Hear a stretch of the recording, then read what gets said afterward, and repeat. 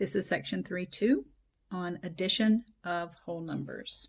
So whole numbers are the set of numbers 0, 1, 2, 3, 4, 5, and so on. The natural numbers are the 1, 2, 3, 4 without 0. So the whole numbers just include 0. That's really the only difference. The natural numbers are sometimes called the counting numbers or the positive integers. There's different models for whole number addition. We have the set model that says if A and B are two disjoint finite sets and the number of things in A is little a and the number of things in B is little b, then the sum is represented by the union. That's a pretty complicated way of explaining that, right? It's just a matter of taking one set, another set, and combining them, taking their union. So we get that 5 plus 2 is 7.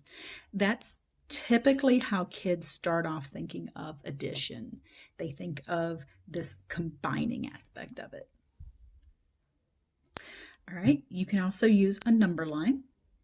So 5 plus 2, again, I just stuck with my same numbers there, 0 to 5, and then 2 more, that whole adding on to what you already have idea. The number lines, like I put down here, is helpful for organizing and comparing whole numbers, that the farther to the right, the greater the value. So the number line is going to have a lot of really useful applications for us. Let's talk about some properties of whole number addition. Okay. Closure. The closure property says that the sum, remember that means addition, of any two whole numbers is always a whole number. That's actually kind of important. We don't use that a whole lot, but it's a good thing to know. The commutative property. Okay? The commutative property, 3 plus 2 equals 2 plus 3. That comes from the word commute, as in exchange.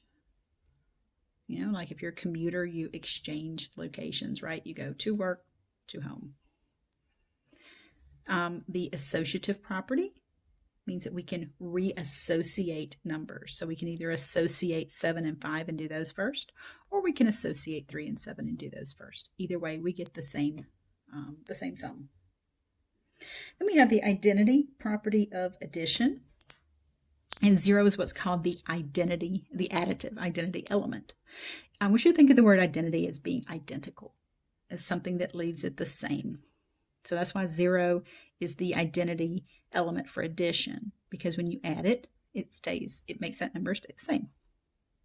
So with these properties in mind, pause the video and tell me which property from up here that I'm illustrating here. Now this first one, you might think, well, there's only one of these that has parentheses, so it must be associative. No. Because look, I didn't reassociate things. What changed from here to here?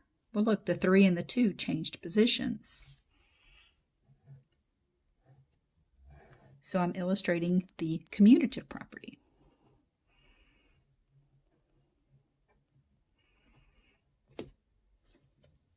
Five plus 10 is a unique whole number. That's the closure property that guarantees us we're going to have a unique answer and that answer is going to be in that number system. And then this one. So look, 3, 7, 5, 3, 7, 5. The numbers didn't change order. 6, 3, 1, 6, 3, 1. The order didn't change. If the order changes, that's commutative. But what did change was what I was associating. I associated the 6 and 3 together. Here, I reassociated. Right? I associated the 3 and the 1. So this is the associative property.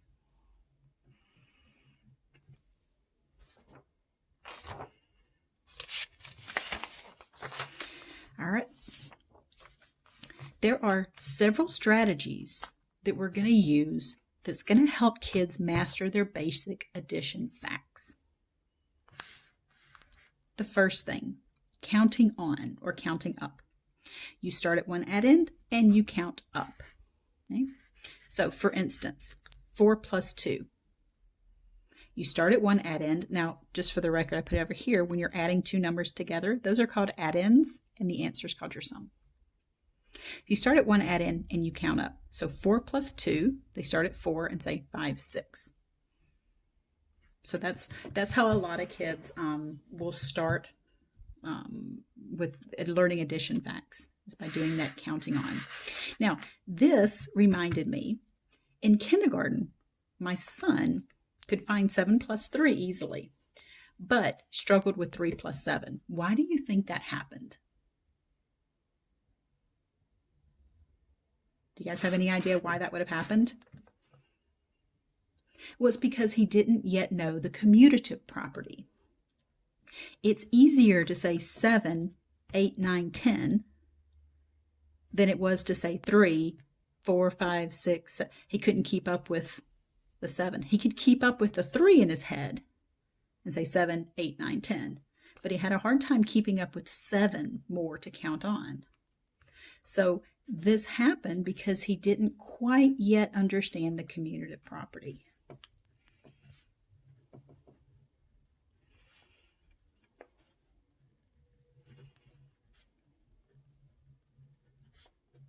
And it's not that they have to know it by name.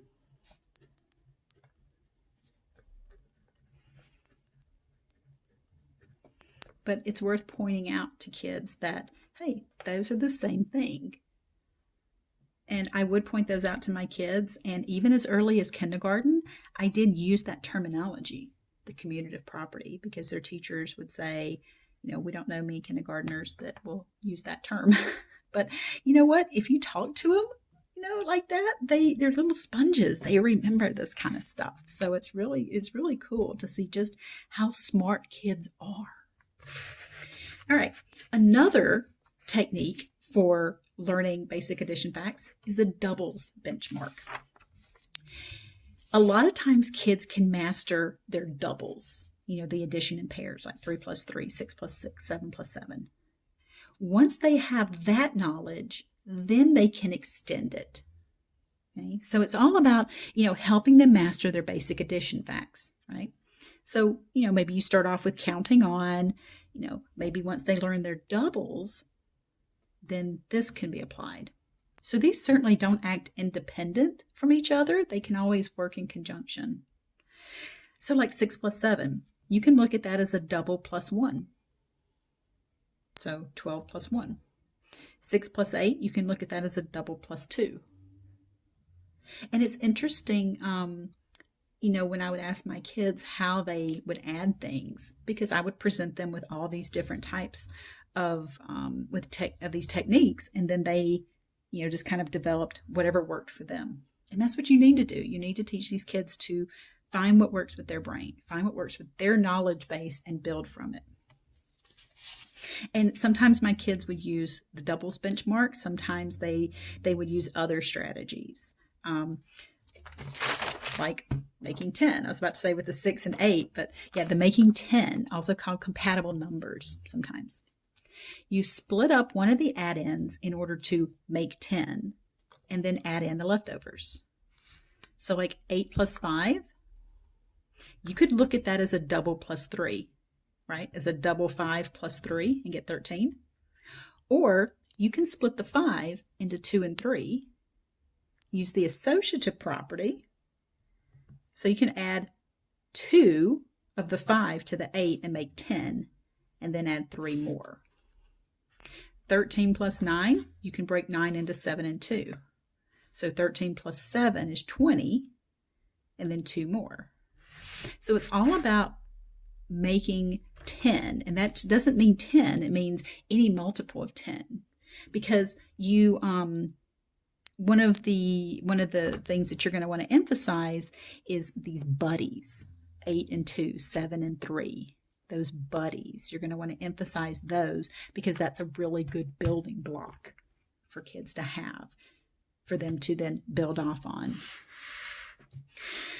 All right, so again, it's really important that kids find what works for them, because you might look at 8 plus 5 and say, holy crap, that's complicated. But something being hard or easy is relative, okay? What's hard for you might be easy for somebody else, and vice versa. So just because a kid looks at this and thinks of it this way doesn't make it harder. The thing about teaching kids is that efficiency is not their strong suit, and nor should it be expected. You shouldn't expect them to be efficient in what they do. The efficiency comes later. So if what they do works for their brain, and it always works for them, then let them do it. It doesn't matter if it takes them a little bit longer. They'll get the shortcuts eventually. They'll get there. Like eventually, they should just know that 8 plus 5 is 13, right? But who cares if they start off and they're just, and they just break it apart? Or if they use a double plus 3 or whatever. You could even say that 13 plus 9 is 13 plus 10 and then subtract 1. We all have our own little tricks as to how we do these things. Sometimes you don't even think about what it is anymore because you're just so used to doing them. And it's really cool in a class like this for you to stop and think, how would I add 13 plus 9? Would you do 13 plus 10 and then subtract 1? Would you add 9 and 3 and get 12 and then add 10 to it? How would you do that in your head? And then think about different ways because kids think differently. So you want to be able to meet as many needs as you can. You want to meet them at their learning style. And that's one of the things that I want to emphasize in this class for you guys is that you need to meet them at their learning style. You can't be that teacher that says, no, you have to do it this way. Okay? Because if you've had like algebra teachers or something, it's like, nope, do it this way. That may mean that they didn't know any other way of doing it. Or it may have meant that they wanted you to practice that particular way. But for the most part, if what you do is mathematically correct, and it works for your brain, that's what you should do. And with kids, being a teacher, it's really hard because their little brains work in just so many different ways that you may not even think about. You may not even realize. They may come to you and be like, okay, here's how I added 13 plus 9. I did 9 plus 1 and I got 10. And then I added 12 more and I got 22. And you're like, wait, what? Before you dismiss them and say, yeah, no, you're go sit down, you're crazy. Well, okay, 9 plus 1 is 10. They took 1 from here, which left 12. So 10 plus 12 was 22. Totally legit. So, you got to be open to you got to be open and receptive to the way that kids are going to want to explain things and encourage that kind of thinking, because the encouraging this understanding of basic mathematics is what is going to carry them and you a lot farther in math.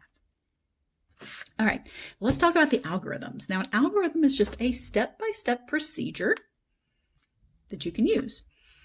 We have the standard algorithm that everybody knows and loves, right? You start at the ones column, you do 6 plus 5 is 11, you put a 1, you carry a 1. Now, this carrying represents regrouping. Okay? 7 plus 4 is 11, plus 1 is 12. That's not really 12, that's 12 groups of 10. So that's 2 groups of 10, and 1 is really 10 groups of 10, which is a group of 100. So the standard algorithm, when it comes to addition, is not where I would start with kids. You don't start here, okay? So where do you start? You start with base 10 blocks. So base 10 blocks, I'm trying to draw them for you, but they look like this. Should have had them out already, but you've got this. I don't have any cubes. I guess I left them in my office. I forgot to bring those. But you have what's called a flat, which is a square, and you can see it's subdivided into 10 by 10. You have these, which are called longs, and they're subdivided into 10 pieces. I don't know if you guys can see the little, put it close there, And these are the units. Now, if I were to stack up 10 of these units, you would see that it's the same as one long. So these are your ones. These are your groups of 10. These are your groups of 100. And if you have 10 of these, it makes a cube. Just like this is 10 by 10, which is 10 squared. And check it out. Ooh, it's a square. Oh, there it is right there. Hand model action here for you. So for base 10 blocks, I tried to draw it for you because I knew that if I just modeled it with these, that might not be sufficient, that I'd rather have a picture for you too. So let's explain the standard algorithm. Now, I did try to color code it here for your viewing pleasure. So 176, that's one group of 100, one of these, 7 of these guys, these longs, and 6 of these little guys. So 176 combined with 200, 2 of these, 40, 4 of these, 5 of these. So this is doing the same up here.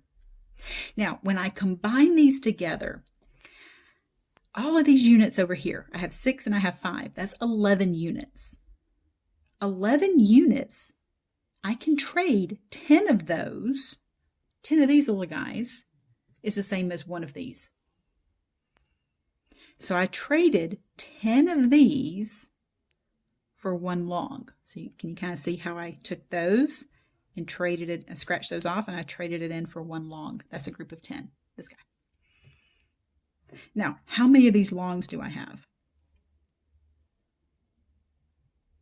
Well, let's see. 1, 2, 3, 4, 5, 6, 7, 8, 9, 10, 11, 12.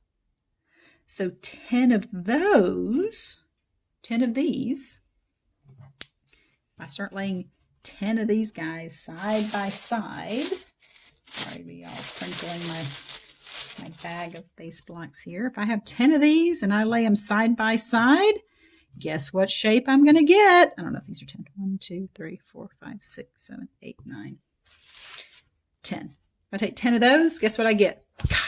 That guy. This one, this flat. So I can trade 10 of these longs, these groups of 10, for 1 flat. Remember, this is a flat. So see how, I don't know if you can tell very well. My blue pen wasn't so blue. That sounds dumb, but I didn't show up very blue here. But there's my blue flat. All right, so look, every time I regrouped, look, I took those and I regrouped it. Oh, look at that pink regrouping right there. I took these 10 and I regrouped it into another one of that group. There's that regrouping.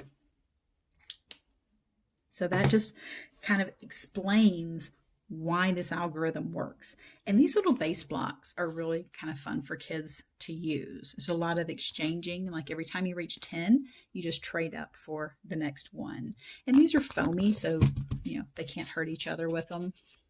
So that's kind of nice. All right. The next thing we can use is partial sums.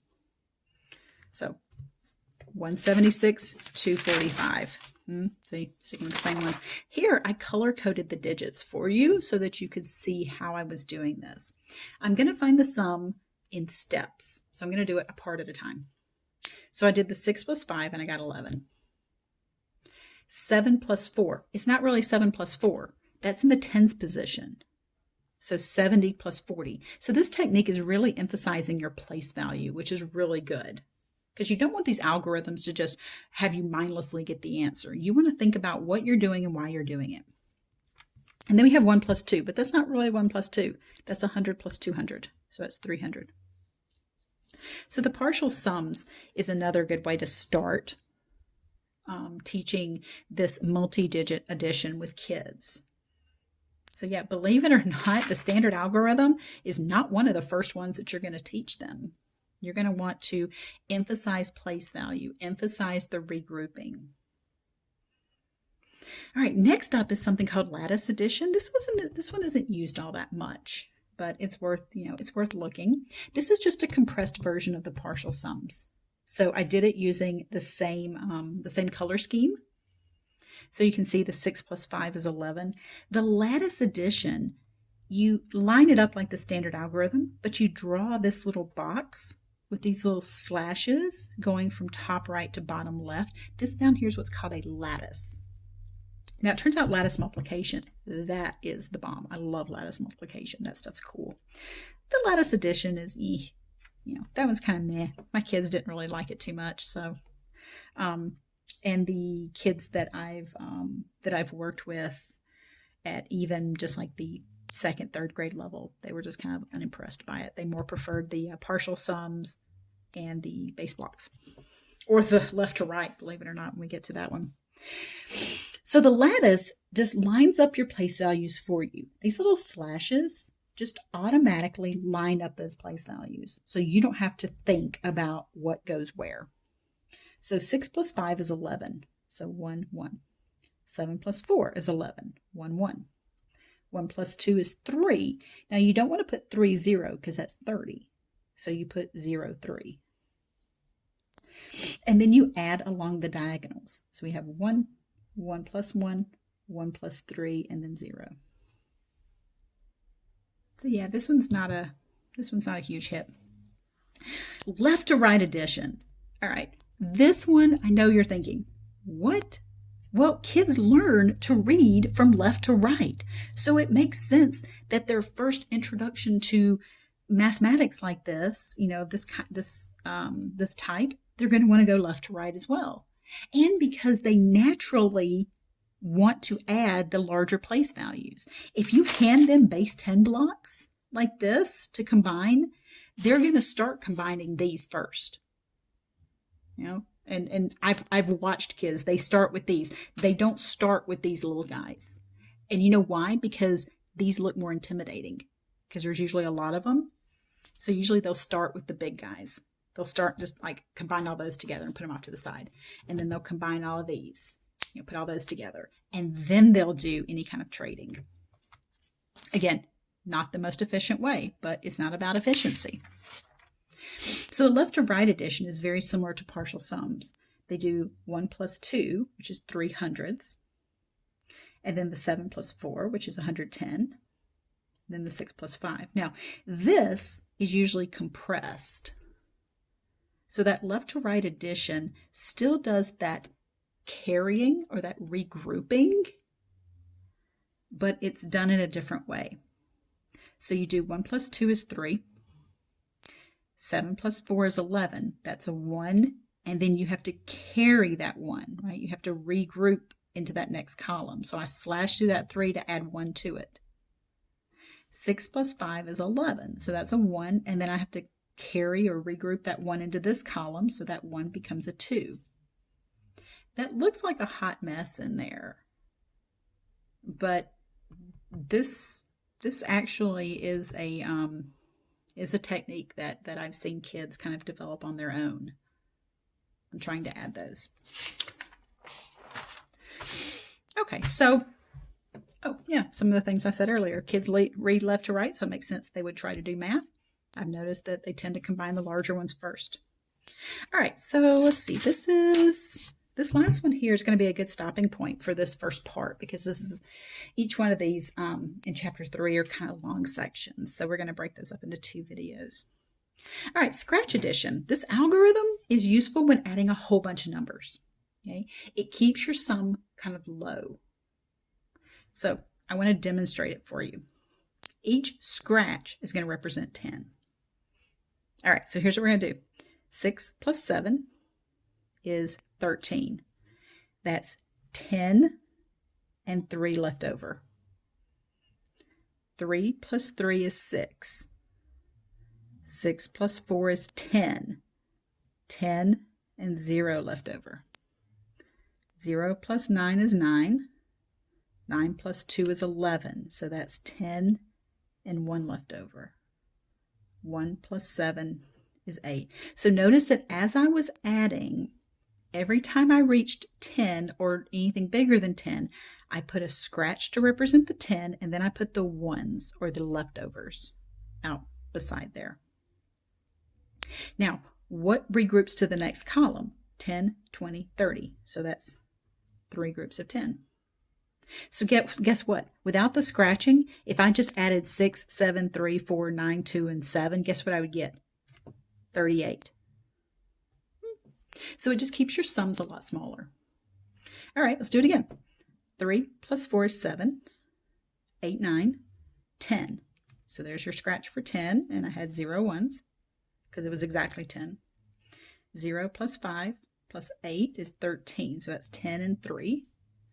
3 plus 7, is 10, so that's 10 with 0 ones. And then I've got 1, 2, 3 scratches. It's going to go into my next column. I don't have anything else in that place value to add to it, so that 3 is just going to come down. So that means that 46 plus 27 plus 13 plus 4 plus 59 plus 82 plus 77 is 308. So the scratching technique is to keep those numbers small so that you don't have to, go, okay, 6 plus 7 is 13, 14, 15, 16, 20, 29, 30, 31, 38. Because as you add more and more numbers, it can get confusing. So this is also going to be really helpful when we do addition in other bases. So, all right, that concludes part 1 of section 3.2.